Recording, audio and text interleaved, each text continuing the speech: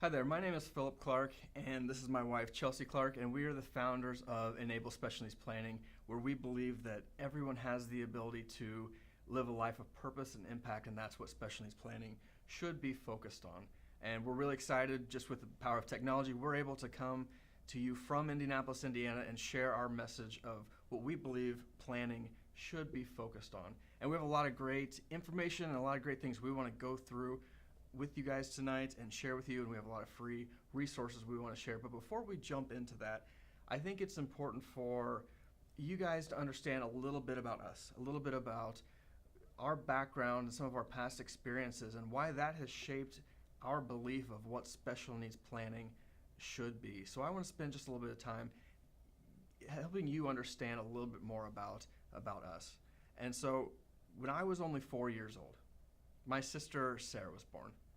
And just like so many families across the country that I've talked to over the years, my parents didn't get a congratulations from the doctors. Instead, my parents heard, "I'm sorry. Your daughter has Down syndrome."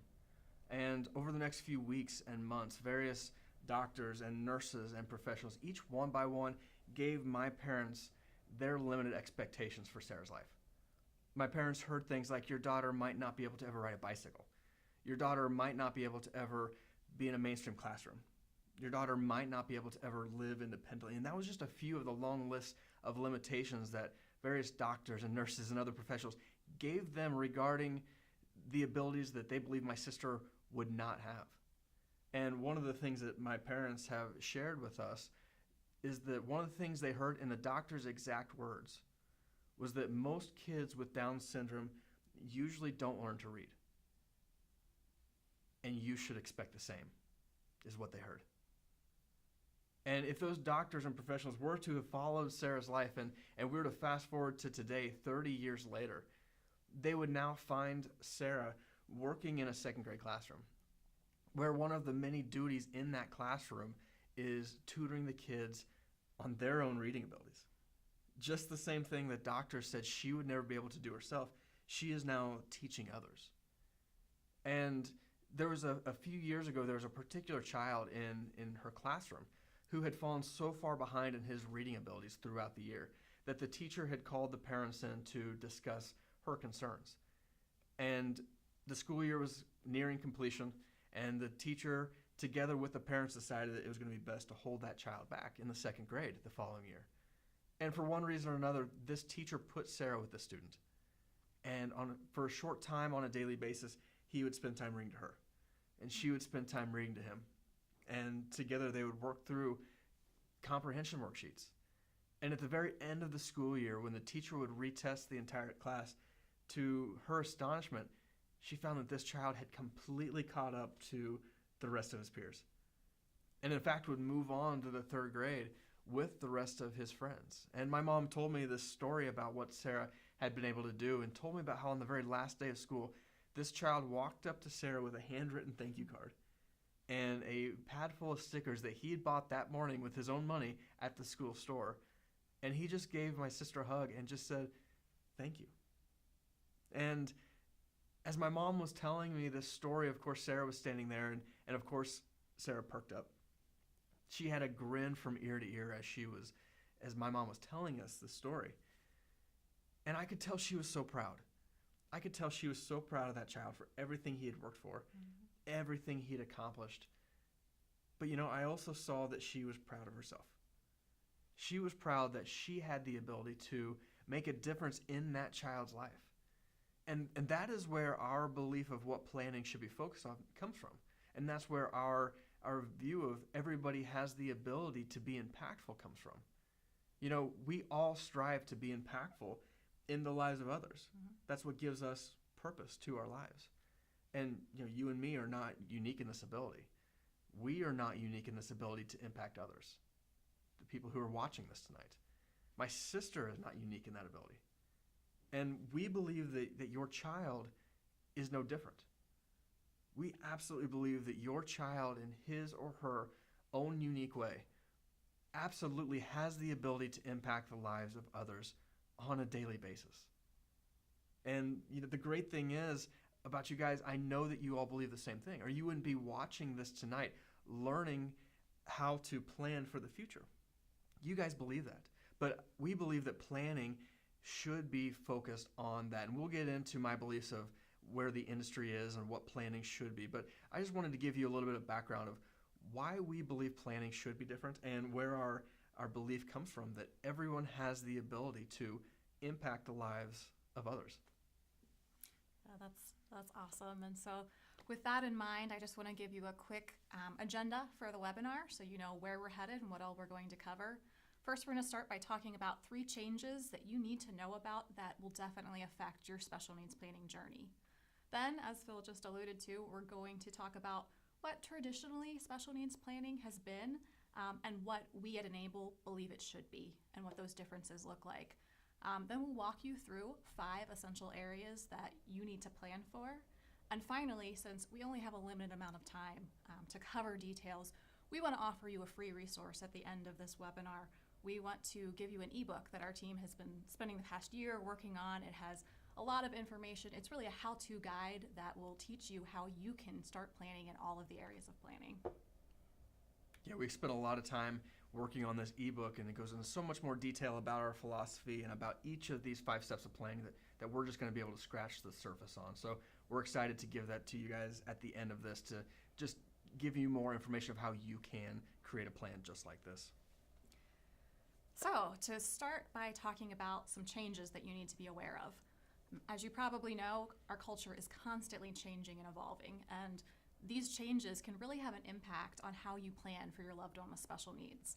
The first change that I want to talk about has to do with social expectations and norms.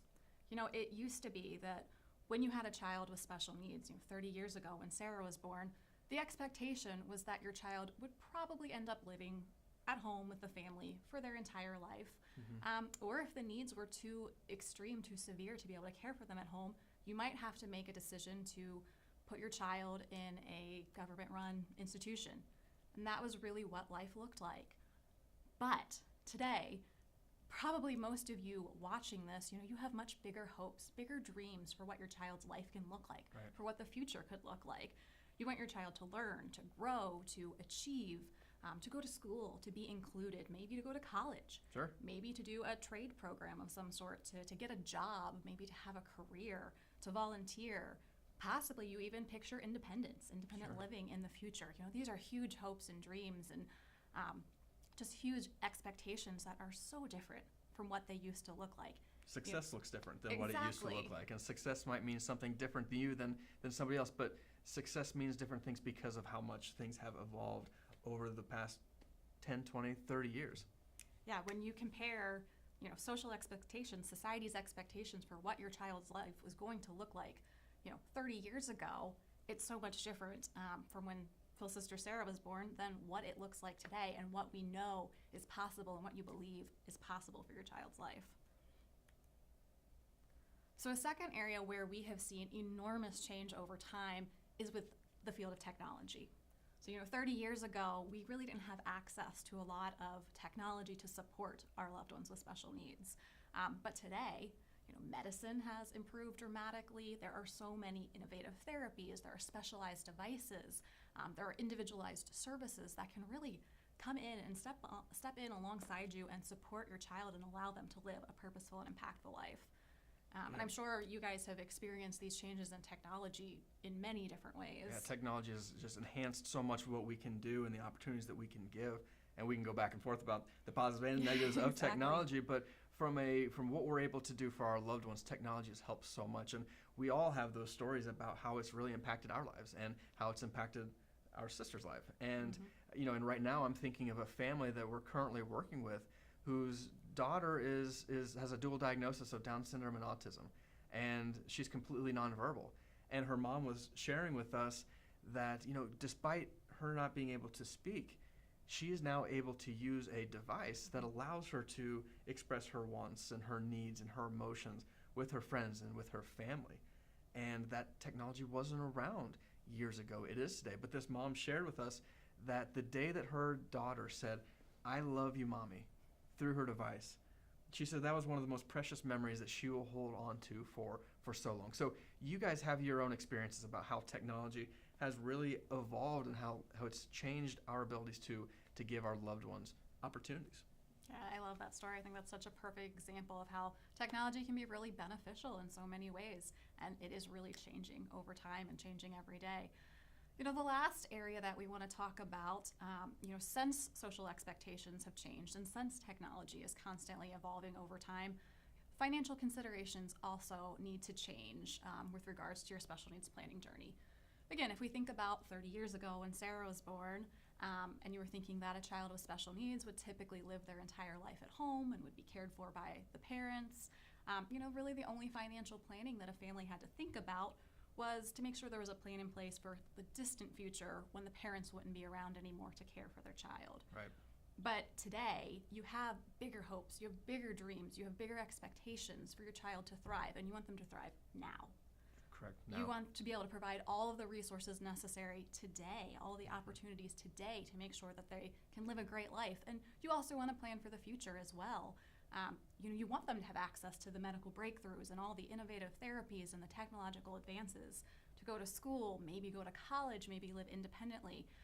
But planning for all of these things, planning for today, for the great life today, and planning for the future, it just adds an extra layer of complexity to the entire planning process, and the financial considerations just get bigger and a bit more complicated with all this additional planning that needs to happen. Right. And so if we think about those three changes that have happened, the social changes that she just mentioned, the technology changes, and then the financial considerations that change along with that, we see such a big gap from 20, 30 years from where we were versus where we are now and all the opportunities that we have. But despite the changes that I have seen in this, the planning industry hasn't changed one bit. The conversations that families are having are still the same conversations that my parents were having 30 years ago when they were planning for Sarah. Our industry, and this is one problem I saw with the industry as I jumped into it over a decade ago, is that the conversations were not focused on what I believe families really needed. And so when we think about special needs planning, of what it traditionally is and what it really currently still is, we really look at two different areas of planning. We look at financial planning and we look at legal planning. Mm-hmm. And really that's what comes to mind likely for you guys when you think of the term special needs planning. And many of you have probably sat down with an attorney or a financial planner. Many of you have probably had that conversation and taken those first steps, which is awesome. And if you have, you've likely talked about life insurance. You've likely talked about other strategies that are going to allow assets to move out of your estate into a vehicle that's going to allow your child to have the money for to live out his or her life. And that is what traditionally the financial planning conversations are. Again, all focused on the future. All focused on the future. What happens in the distant future with life's what ifs happen. The what ifs, yeah. And then when we talk about the legal concerns, the second step of the planning process, we talk about the wills. We talk about trusts, guardianship, special needs trust potentially. And there's so many other things that really tie in and protect your family and your child for the future. And so really traditionally, and still is today, financial planning and legal planning are what make up the term special needs planning. But if you look at this of what planning is, if we talk about life insurance, if we talk about ways to move assets out of families' estates and talk about wills and trusts and guardianship, what has to happen in your guys' life to make those strategies start?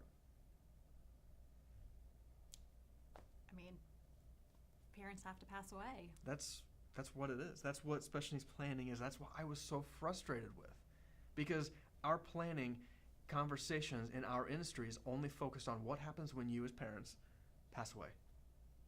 And you guys, we just talked about all the hopes and dreams that you all have for your child's life today. So why is our industry only planning for what happens when you die? We want those plans to happen today. We want your child to live that unique life of purpose and impact today, not just in the future. And so that is what we saw an issue with special needs planning. And I battled my industry for years about trying to help them understand that families, much like my own, needed to think bigger and better. And I looked at that from a proud big brother standpoint and said, no, my sister deserves a better plan than just what happens when my parents pass away. And this is where we have developed our 5 areas of planning that we believe are so important for families, much like ours, much like yours, to think through in helping your child and my sister Sarah live that life of purpose and impact today and every day in the future. And so I want to quickly run through each of the 5 areas of planning that we believe are so important to allow your child to live that great life. And there's going to be a lot of information on the screen. Don't worry about taking notes. We're going to run through this really quickly.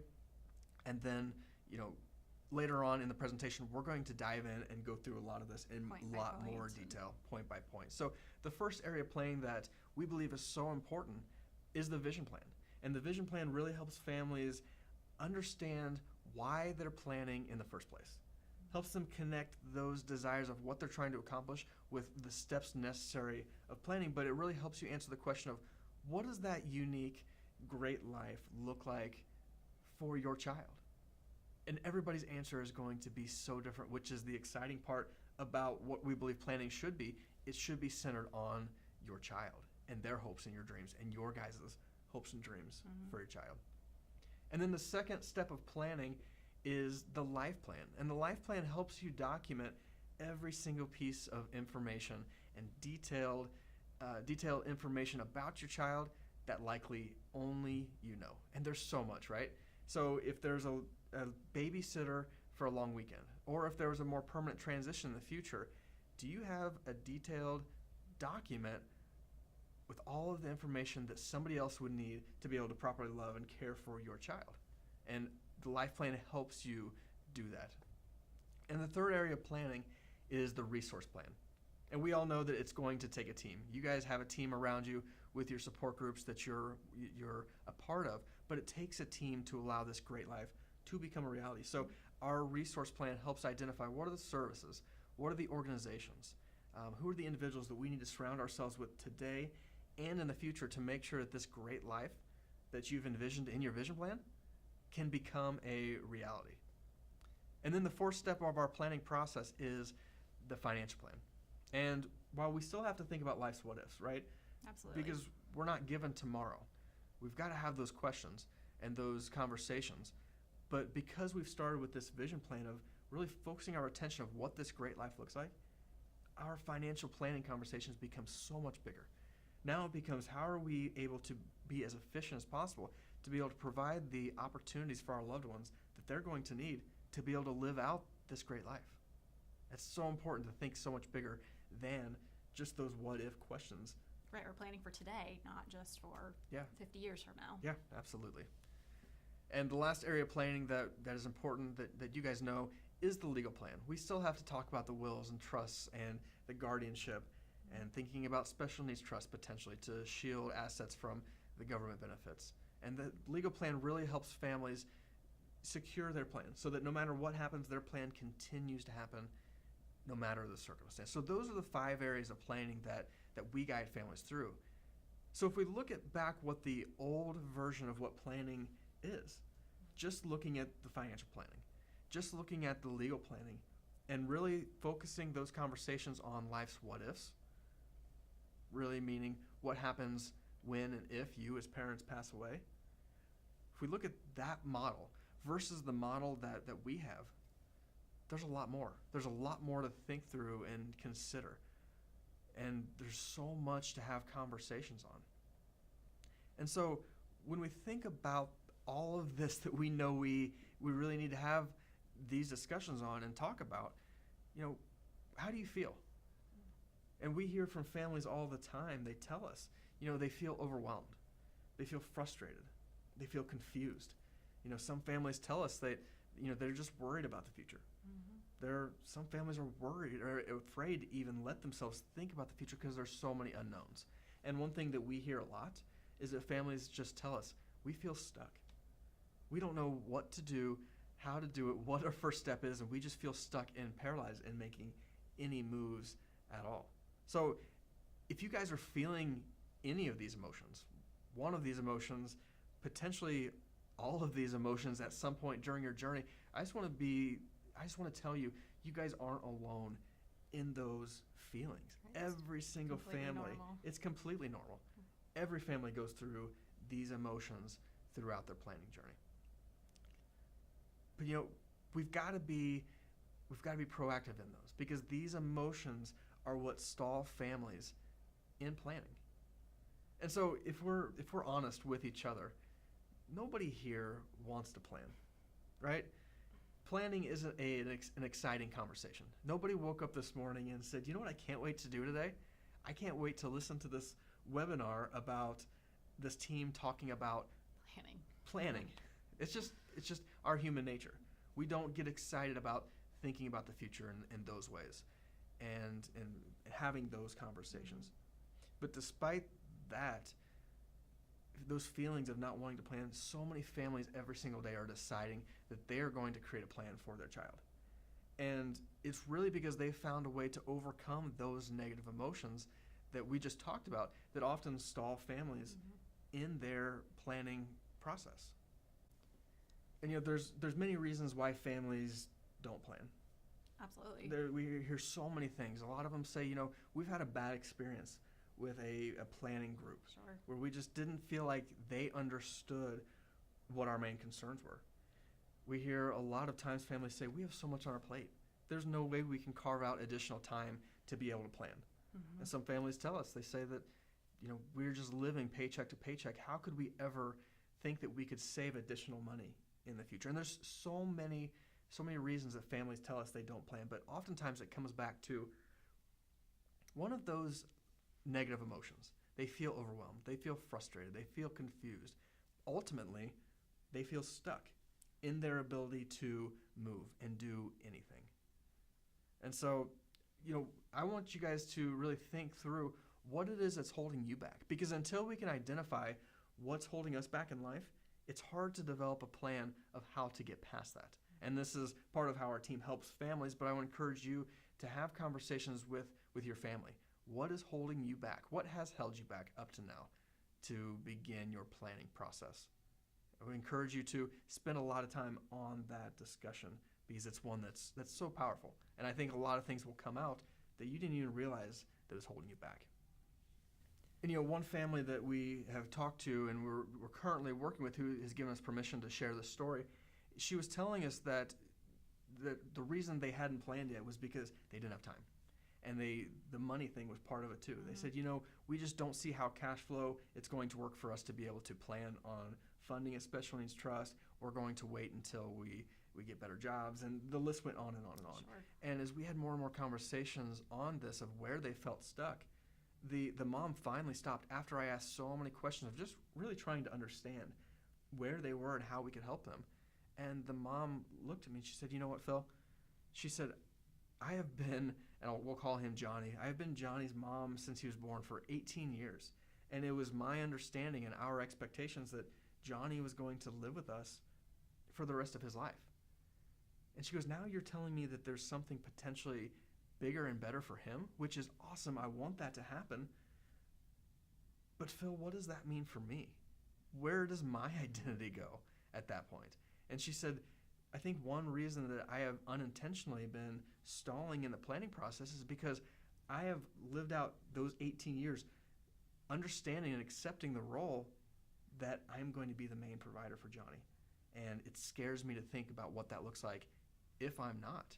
Who am I? And so there's a lot of things that are deeper in these emotions that come out of what is stalling you from the planning process. But it's a great conversation to have to really help propel you for the future. All right. So we've already covered a lot, I know. We've talked about the cultural changes that are happening and how those are affecting and should affect your special needs planning journey. We've talked about what traditional special needs planning is and where it focuses compared to what we at Enable really believe special needs planning should be. And Phil briefly started talking about the 5 areas of planning. Each of these steps of the planning process is really, really important, and they're all put together help enable your child to live that great life that you envision today, plus in the future. Having a plan in all 5 of these areas, it really gives parents a sense of peace of mind. Lets them know that they are doing everything they can possibly do to make sure that their child can thrive. So we want to spend the next few minutes just digging a little deeper into what are these 5 areas of planning, what do we mean when we talk about vision plans and life plans, and what does that look like, and how can you get started working on your own plans for your child. So if you remember, the first step was the vision plan. A vision plan, it really should be a written plan. It describes what a great life looks like for your child. It describes your hopes and dreams for their life today and for the future. It also describes their own hopes and dreams when they're able to contribute. They should definitely be part of creating this vision for a great life. Our sister Sarah should absolutely have a say in her future plans. So should your child. Absolutely. And we really feel like this is the most important step of the planning process. Creating this vision, thinking about what an abundant life looks like. You know, every other decision we make in the other areas of planning really need to come back to this vision plan.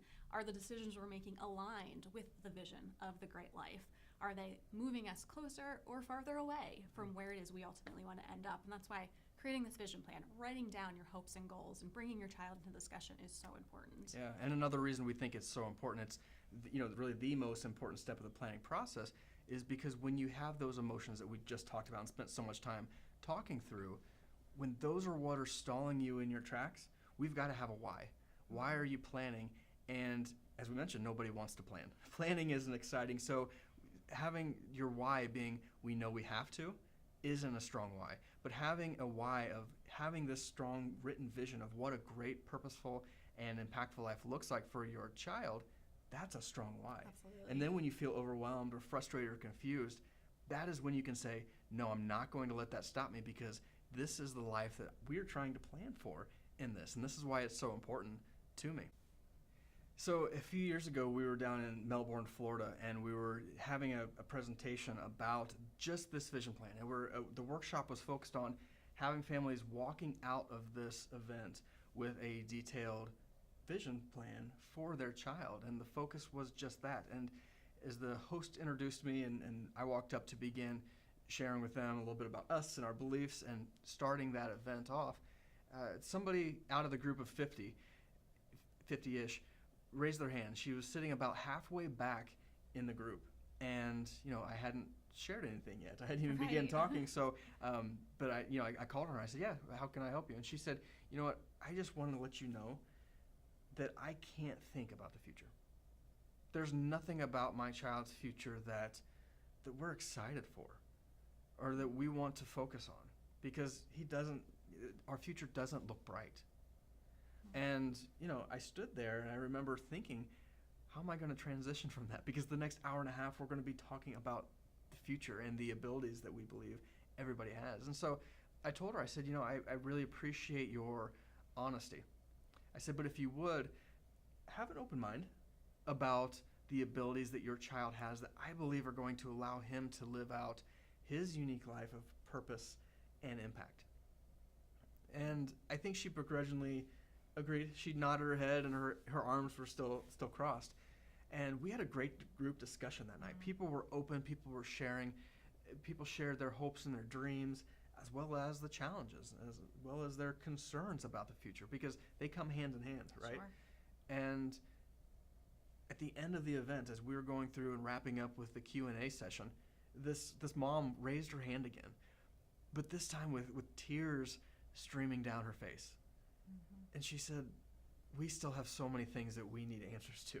But she said, today is the first day that I have ever been hopeful about our future. She said, I now see the unique abilities in my son that you were talking about. And we have so many things we still have to overcome, but we now have the first glimpse of hope for the future. And so this is why we believe that this vision plan is the most important step of the planning process, because it gets you out of this limited mindset. Because everybody battles a limited mindset, and helps you focus on the abundance that we believe your child has in their potential for their future. Yeah, that was just such a powerful moment to see that shift in the way that she was thinking, with coming in with all of those concerns and worries and the stress and everything that's going on in daily life, but to be able to take a step back and take a deep breath and just say, there are some good things that I can think about. I can see positives in the future that I couldn't see before. It was just really think, really powerful and really moving to, Yeah, to be able absolutely. to have that experience. And with that's her. one thing, we're kind of getting off on a tangent, but that's kind of one thing that families have often shared with us. There's so much to planning, but really what they want is to go, can you guys relate to that? I can relate to that. Yeah, me too. But helping families feel like they have a plan, that there's so many things that are still unknown, but knowing that they're on a journey that's going to overcome those, and just feeling that sense of relief is something that families are longing for, and why families decide that they're going to begin planning. To move on, talk a little bit about the second step of the planning process. It's the life plan. And this is really another area that I think helps give people peace of mind after they've gone through the process of creating a life plan. So what a life plan does is it helps you document all of the important details about your family and about your child. It helps you describe your child's daily routines. It can serve as a benchmarking tool so that you can see where your child was from today to tomorrow to next year. You can make comparisons, and it also serves as a transition guide in the future if a transition does have to occur. So as Phil kind of alluded to earlier, if you guys went out of town for a long weekend, or if a more permanent transition had to occur in the future, would a babysitter or would a future guardian know how to step in and love and care for your child? That's what a life plan does for you. It has you take the time to record all of those essential details, get them all written down, organized, so that you could easily have a guidebook to give to someone to help them transition. Yeah, absolutely. And there's so many instances in our family's life where, as close to Sarah as we are, there's so many things about her that we don't know. Absolutely. And, this life plan, this entire planning process that we have created and the 5 steps have come from not only our family experiences, understanding how much my family needs to help plan for Sarah's great life, but it's also come from families over the past decade that I've worked with, and hearing them and understanding really what they need and what's going to allow them to have that peace of mind that they're looking for. And this life plan is one area that came about because of a conversation with a dad. I was having a conversation quite a few years ago in a Starbucks with this dad who, it was more of just a casual get-to-know-you conversation, and he was sharing with me a lot of details about his family. And he shared with me that his daughter was 16 years old and in a wheelchair, and she was nonverbal. And he shared with me that there was a certain way every single morning that she liked to be put in her wheelchair, and then there was a certain way that she didn't like to be put in her wheelchair. But she was nonverbal, and she couldn't express that to anybody. Sure. And so I asked him, I said, who else knows about this? And right then in the middle of Starbucks, that dad broke down into tears, I think really for the first time, understanding how much that he and his wife knew about their daughter that nobody else did, and how important it would be to have all of those detailed documents and detailed information written down so that if somebody else was the caregiver for a short term or for a long term, they would understand how to love and care for their loved one. And so that life plan is something that really brings a lot of peace of mind to families, of knowing that everything is documented. Instead of just having all the details swirling around inside your head that you're trying to keep track of, you put it down on paper and you can access it whenever you need to. Yeah. So the third area of planning that we want to talk about is the resource plan. The resource plan helps determine the services, organizations, and individuals who can help assist you with fulfilling the hopes and dreams of your vision plan. Your resource plan helps you meet the needs assessed by your life plan, and it also helps make sure that you're fully utilizing all of the government benefits that your child is eligible for. And I know government benefits is an area that we get so many questions about. People are confused about when do we sign up, what do we sign up for, how do we make sure we're staying up to date, how do we make sure we're on the right lists, and that. It's very confusing. There's so much to it. So, part of resource planning is really making sure that those government benefits are being utilized to their best potential so that you're able to access resources that you might not be able to without government benefits.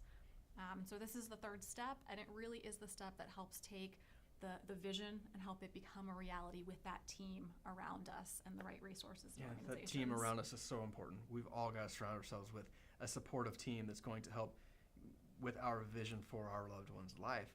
And, this resource plan, we've got to think outside the box with this. It's obviously we need different therapies. We need different, speech therapy, occupational therapy, Physical therapy. Those are important. And those are things that we know. But how do we think outside the box and think creatively in how to allow this great life to happen? And there's a family that we're working with. And when we first started working with this family, she was telling us about her son. And you could just see how proud she was of her son because she was talking about the high school days. And she was talking about this resource plan and how she had surrounded herself and her family and her son with the right tutors and the right people throughout high school for her child. And he graduated.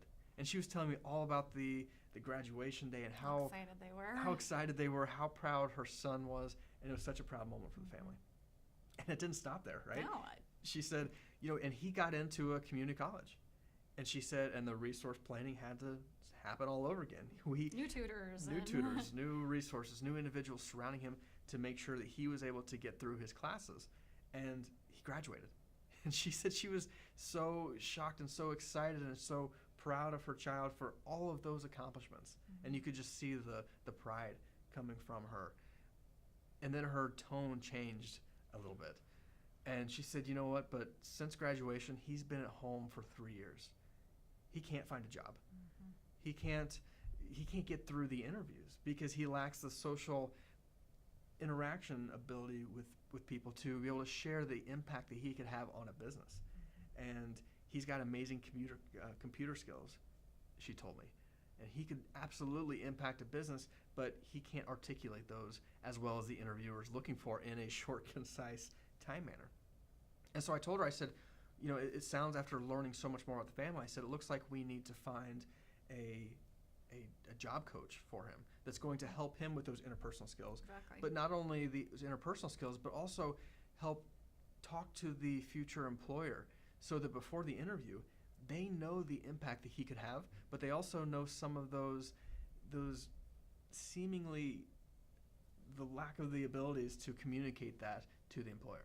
So they understand who's coming in. And the mom said, well, does that person exist? And I said, I don't know. I said, let's try to find them that. If they do. Yeah, and we actually connected them with a job tutor and job coach from a different state, and they worked over Skype, over FaceTime. Yeah, they never met face to face, but through technology, again, they were able to work together.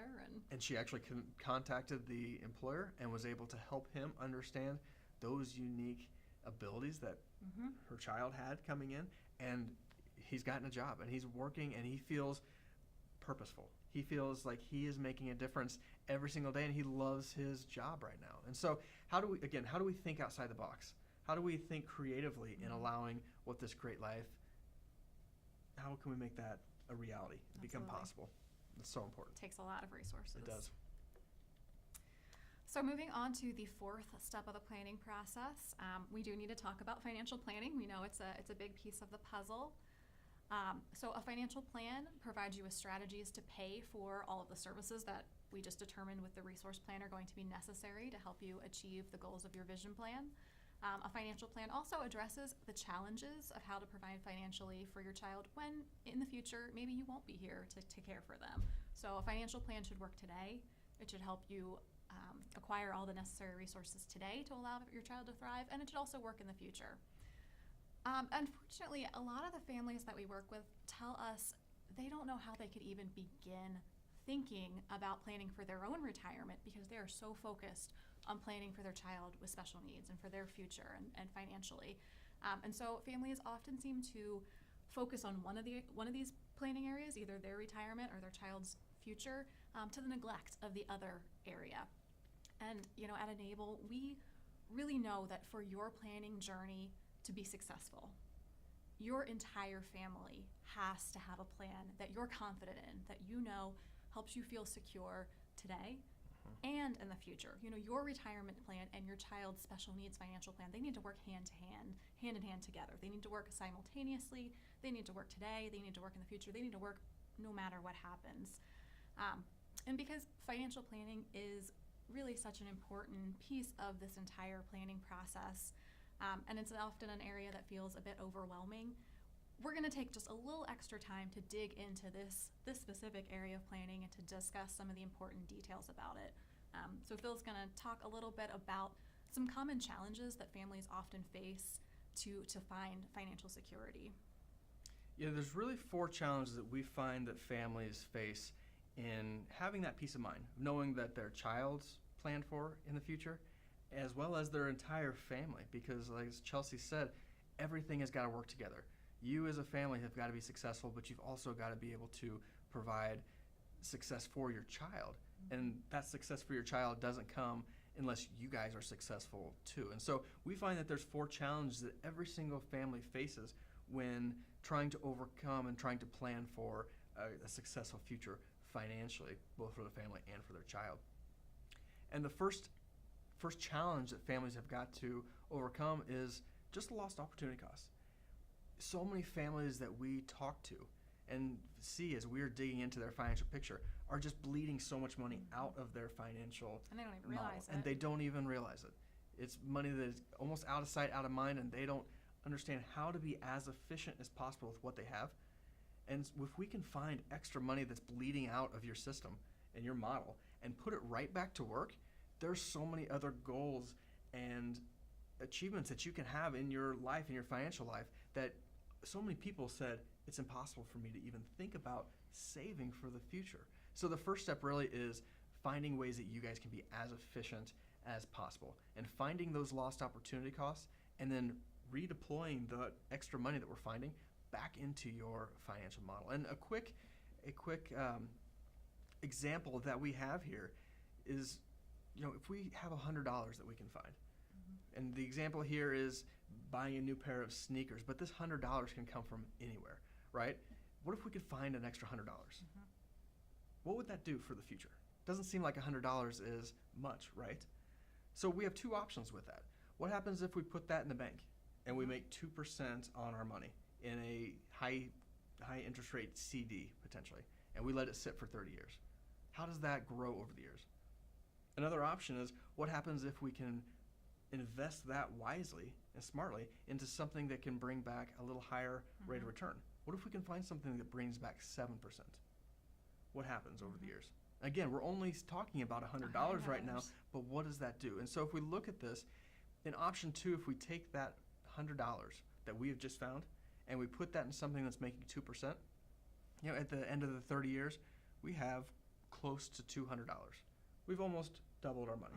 It's better than losing the money completely, but it hasn't really grown that much. But if we were to take that and invest it wisely, over the 30-year period, we have close to $800. It's almost quadruple. No, 8 times over. 8 times over. The amount of money that you have. Yeah. And so how we are looking at how things work together is so important. And being efficient in the first place and finding those opportunities where we can find lost money and put it back into your system, the opportunities are amazing if we can think differently about the money.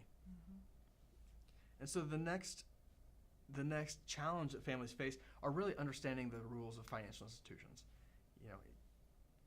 Institutions have an agenda for your money.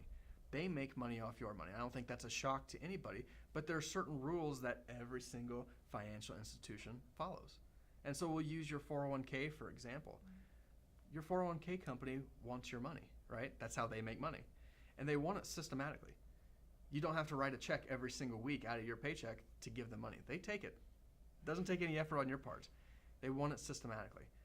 And they want to hold on to it for as long as possible.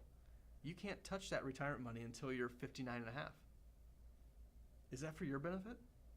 Or is that for the financial institution's benefit?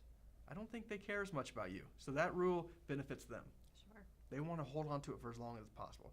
And then they want to give it back to you as slowly as possible. And there's different ways that they can get you to allow you to give it back to you slowly. And so thinking through all of those, understanding those rules that the financial institutions have, we have to understand that. Because we can't change those rules, but we have to understand how we can develop strategies to make our dreams possible, even with playing with those rules. Another example in this conversation that we're having is the government benefits and your child and their inability to have more than $2,000. That's a rule. They can't have more than $2,000 in their name or they're ineligible for the government benefits. But there are ways that we all know to be able to get around that rule. There's the ABLE accounts. There's the special needs trusts. And so every single financial institution has an agenda for your money, But there are ways that we can work around those to be able to make sure that you're as successful as possible. The third area that families face and find challenge in is just the movement of money and thinking differently about money. It really comes down to that. How do we think about money? Because if we look at a bank makes money by taking the $100 that you put into your bank account, and they don't let it sit. They take that $100 and they take a majority of that money that you've given them and they loan it out to somebody else. And they are moving money back and forth. And that model works so well for them. Banks have made bad decisions in the past, but overall, banks are a very profitable industry because they think about money differently. But what do they tell us to do with our money? They tell us to put money into their savings account, let it sit, let it grow. Saving is great, which saving is great, but letting it sit there isn't going to do anything. So we need to think differently about money and allow our money to move similar to what a bank does. And so one quick example in terms of special needs planning when it comes, we have so many goals. We potentially want your child to maybe go to college, maybe have a vocation, maybe go to a post-secondary education. Your other kids, what are their hopes and dreams? Your guys' retirement. If we start talking, we have so many different buckets of goals that we're trying to plan for. It's really unrealistic to think that we can put dollars in each of those buckets of money and then accumulate enough to make all of our goals happen. And so how do we make $1 do multiple things? And that is exactly what this challenge that families face addresses. And then the last area that families struggle with is just lack of organization, lack of coordination of what's going on. Most families don't know what money is where and what the purpose of it is. And I relate this to a chessboard and then the chess pieces. Unless we have all the chess pieces on our game board, how are we going to know what moves to make? And so many families have stuff all over the place, but they don't know how to make decisions in their financial planning because they don't know how everything works together. And we've got to be organized and we've got to be efficient in what we're doing so that we can make sure that your unique goals and challenges are overcome.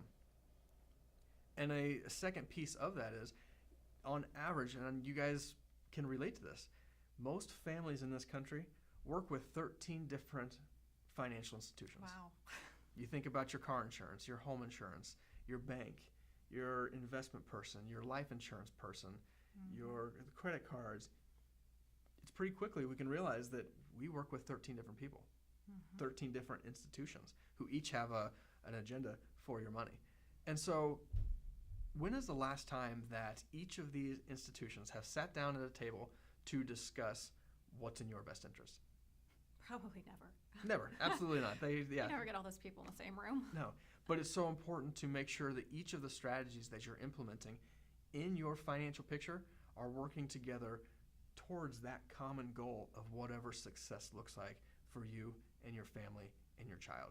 Being organized and having a plan for organization and for the future is so important. All right. So the last step of the planning process that we want to talk about a little bit more is the legal plan. So a legal plan controls, protects, and transfers your assets according to your wishes during your lifetime and in the future after you pass away. Your legal plan ensures that all of this comprehensive special needs planning that you have been doing, the vision plan, the resource plan, the financial plan, all those details, that they are going to continue to be fulfilled and carried out exactly the way you intended them to, regardless of whether you're the one who's able to make decisions. So the legal plan really does a lot to protect, to wrap up, to tie your whole planning process together with a bow. Yeah, absolutely. And I think everybody knows that we need a legal plan. Everybody knows that there are certain aspects legally we have to implement. But it's so important that we work with somebody who absolutely knows the ins and the outs of special needs planning and knows the exact details that needs to go into these documents. There's oftentimes that we talk to families and they say, we've already talked to an attorney, we have our wills and trusts and special needs trusts drafted. And I always want to review those, even though they tell me they've done them, just to make sure. And not too long ago, that same conversation happened, and when she showed me her special needs trust, it was a 2-page special needs trust. And if any of you have already completed your special needs trust, you know that the trust in that document is a lot bigger than 2 pages. A court could have shredded it to pieces, and there would have been a Medicaid paybacks and so many implications to that not being drafted correctly. And all the planning that they had done previously would have been for nothing. So it's so important to make sure you're working with somebody who understands the legal aspects so well as far as special needs planning goes. All right. Well, we have covered quite a bit so far. I just want to take a few seconds to recap where we've been. So we, you're aware of the 3 cultural changes that will affect your special needs planning process. You know what traditional special needs planning looked like and what we at Enable believe special needs planning should look like. And we've really dug deep into those 5 areas of planning. So the last thing that we promised to give you at the beginning was access to this free ebook that's going to help you learn how to start your planning process. Yeah, so as we mentioned earlier, we've spent a lot of time putting together this ebook for families so that we can give them the detailed information that we didn't have time to cover today, but we want to still give you the ability to work through each of these 5 areas of planning on your own so that your child can live this great life and you guys can have that peace of mind of knowing that the plan is there and in place to be able to allow your child to live that great life. And so in this ebook, we're going to go through a lot more details about our philosophy of planning and a lot about our story, but mostly we're going to dive in really deep on each of these 5 areas of planning and the step-by-step conversations and things that you need to think through in order to feel prepared for the future. And so on the screen, you'll see the website that you need to go to, enablesnp.com/get-the-guide, and that will take you to our website and just let us know where we need to email this guide to you, and we'd love to share that information with you. Yeah, I really encourage you to go to our website and to sign up for that ultimate guide. There's so much information in it. There are checklists for all the areas of planning. There's questions for you to talk about with your family that go into detail in all the areas. And like Phil said, we gave you step-by-step concrete details about how to start planning in all 5 of these areas. There's just so much information that we've put into that book for you, and we really hope that you'll access this resource and really take advantage of it so you can start planning on your own. But we also know that there might be some families watching the webinar who are thinking, I could really use some more help. I could use some more guidance with this entire planning process. I need more than just another document, another resource. The families that we work with, they often tell us that they're able to save so much time with their planning because we have a guided process that they follow. They also say that they feel just really secure knowing that there are a team of experts surrounding them through each of the 5 areas of planning, supporting them, answering their questions, available to help as they go through the entire planning process. So before we wrap up, we just want to spend a few minutes to briefly share with you how our team helps families and what exactly it is that we do, what the planning process looks like if you work with Enable. So as I mentioned earlier, the vision plan is the first step of the planning process, and families who work with Enable begin their vision planning with a visionary session where we sit down and we talk with you and we learn about your hopes and dreams for your loved one. We take the time to understand your vision and to make sure we're all aligned and that we all have the same goals so we know where we're headed and where this planning journey is going to take us.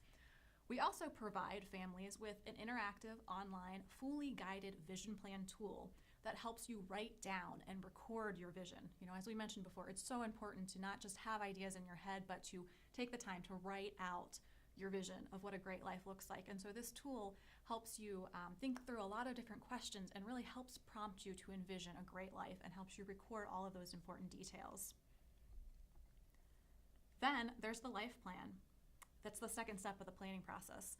You've probably been told before that it's really important to document every important detail about your child.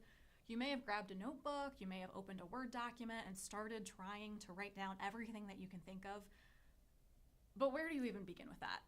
That's so overwhelming to start trying to think about every important detail that a babysitter or future caregiver would need to know about your child. So what our life plan does is we have taken the guesswork out of recording every detail about your child. we give you access to an interactive, online, fully guided questionnaire that walks you question by question through the process. The tool prompts you for information about your child, including details about their health history, their medical records, the government benefits that they're receiving. The tool also prompts you to record information about your family, about family relationships, and it helps you think through and write down a detailed transition plan for the future. After you've finished answering all the guided questions in the Life Plan tool, it creates a downloadable PDF copy of your answers that you can easily search, that you can print, that you can email and share with family members and key caregivers. At the end of the day, you will easily have a 50-page guidebook about your child that describes every important detail that someone else might need to know. Also, all of those answers are saved electronically and they're stored securely. So anytime a detail changes, say your child starts seeing a new doctor or a new therapist, you can easily log back into your account, make a change to that one area, update your life plan, and you are good to go. Third area of planning that we talked about was the resource plan. We know it's going to take a team to support our child and our entire family.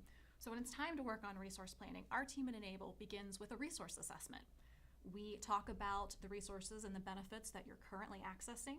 We identify any potential gaps in the resources that you currently have in place for your child, and then our team takes time to research and see if we can discover new resources that would help your child make progress towards the goals of your vision plan. We develop a recommendations document that outlines all of the additional resources that we recommend you connect with. And we'll talk through those on a follow-up call with you to make sure we've covered all of our bases. And then finally, we can introduce you to new resources, new services, new organizations that can help your child if you would be interested in having those introductions. Financial plan. Enable really steps in and does a lot to help families plan financially. As I mentioned earlier, for your plan to be successful, it has to work for your entire family, including your loved one with special needs, and your financial planning has to work now, plus in the future. So we have an online financial fact finder tool that helps us gather the information we'll need to help your family plan in this area. Also, our team interacts with you really frequently throughout the financial planning process. We provide multiple strategy sessions and we provide recommendations documents. And then we can even help you implement your plan and implement the strategies that we've discussed. Our team will monitor and revise your financial strategies as things change and as life events happen. Finally, the last step of the planning process that Enable helps with is the legal plan.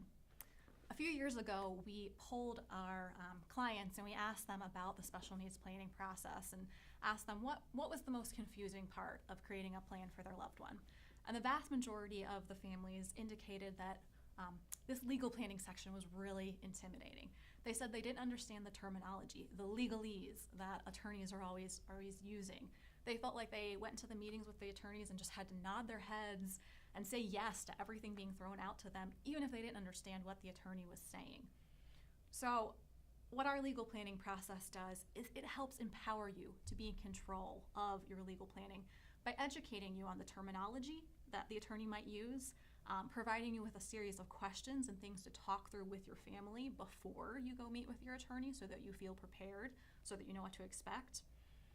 We do a legal prep session with your family where we'll talk with you, we'll make sure you feel in control, that you feel like you understand everything you need to understand about the planning process before you sit down with that attorney. And we'll just really help you be prepared for these meetings so that you know what documents are going to be drafted and you know what details you need to provide the attorney. As Phil mentioned before, it's so important that the attorney that you work with to draft your trusts and your wills really has a firm grasp of the special needs planning process and that they know how to draft documents that are going to hold up in a court. And so if you don't already have an attorney who you know and you trust, our team is very happy to pre-screen attorneys and to find an attorney in your area who we have determined has the necessary experience to help you create a strong legal plan. And as I talked about before, there are 13 different financial institutions that a family is working with. And I asked you that question of when is the last time that each of these institutions have sat down with you at your table to make sure that their strategies are in line with what your overall plan is and make sure everybody's on the same page. And the answer to that is never. It's never happened, right?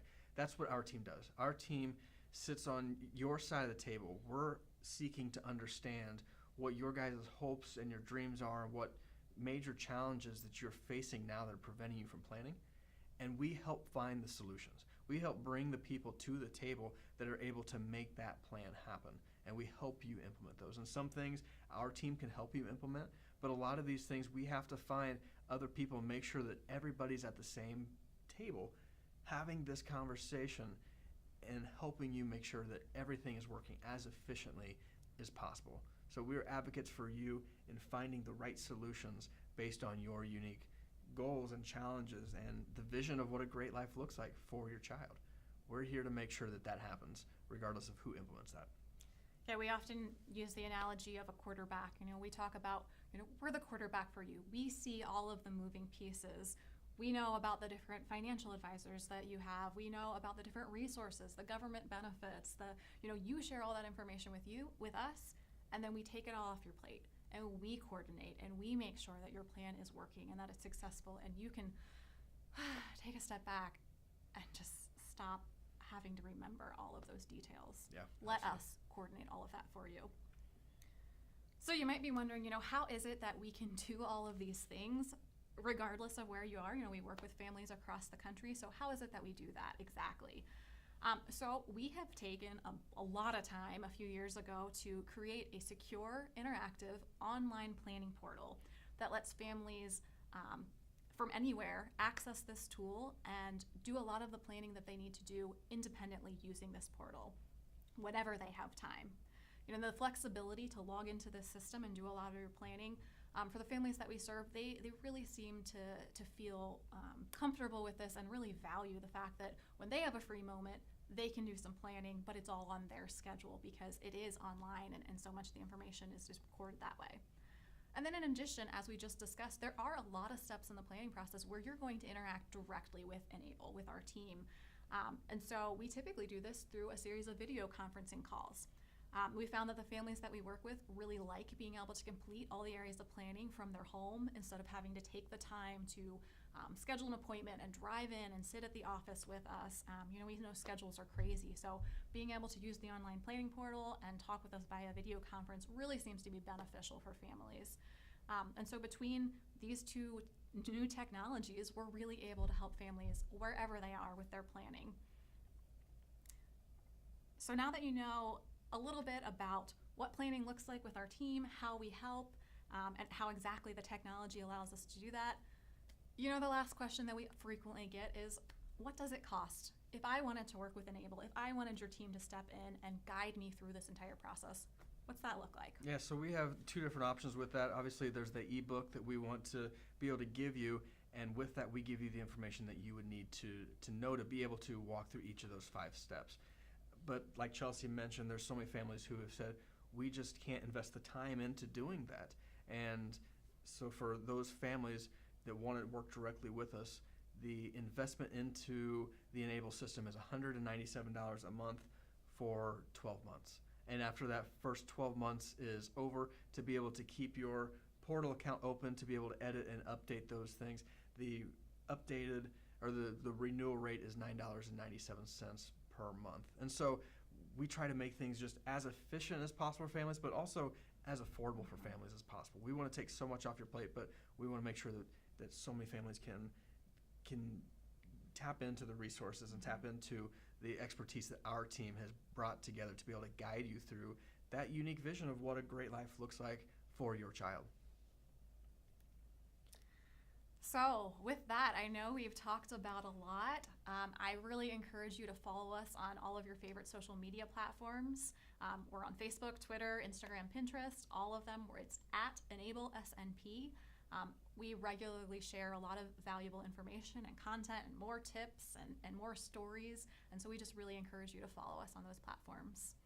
Yeah, and you can reach out to us with any additional questions after this is over. The email address is right there. We're happy to chat with you or jump on a call with you. And, before we get to taking your questions and really diving into what's top of mind to you guys, I want to leave you with one thing.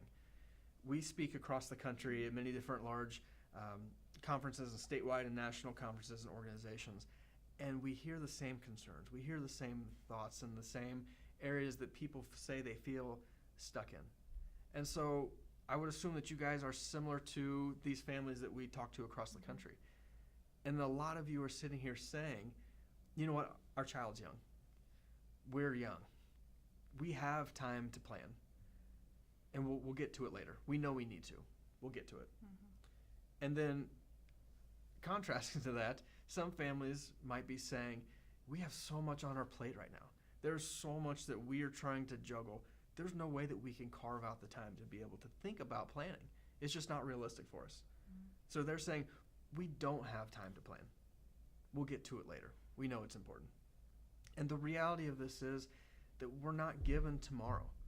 We don't know what tomorrow is going to bring, and we have to begin planning for the future today because of that unknown. And we see it far too often after an event. A family will walk up to us with regret on their face. I can tell what's coming, and they'll say, we wish we would have planned sooner. And they usually tell me a life event that has just happened that almost makes it impossible for them to plan. And, you know, I hate leaving an event with this call to action, but it's one that's so important. You know, recently I was just at a funeral for a family that I was in front of 3 different times. And each time they looked at me and they said, Phil, we know this is important, but we don't have time. We will get to it when we have time. And something unexpected happened. And so for as much as I hate leaving this call to action like this, I hate even more talking with somebody and knowing that I could have made such an impact and such a difference in their life. That family's life would have been so much different here moving forward if they would have implemented planning strategies. And so I don't know where you guys are in these discussions, if you have put this off for many, many conversations because of that, I don't have time. But regardless of what your excuse has been, we each have got to plan today because we don't know what tomorrow's going to be. So I encourage you, at minimum, get our ebook. We've emphasized that so much. There's so much important information in that ebook. Begin your planning journey in that way. So we appreciate your guys' time tonight. We loved sitting here and sharing our beliefs of what planning should be. If you have any questions, like I said, reach out to us directly. We would love to jump on a call with you or a video meeting with you and really learn about your family. Learn about what your unique hopes and dreams are for your child and begin helping you develop a strategy of making that great life become a reality. Remember, we believe that everybody has that ability to impact the lives of others, and in turn, that is what gives each and every one of us a strong sense of purpose to our lives. And your child absolutely has that ability to impact the lives of others. We look forward to talking to you soon.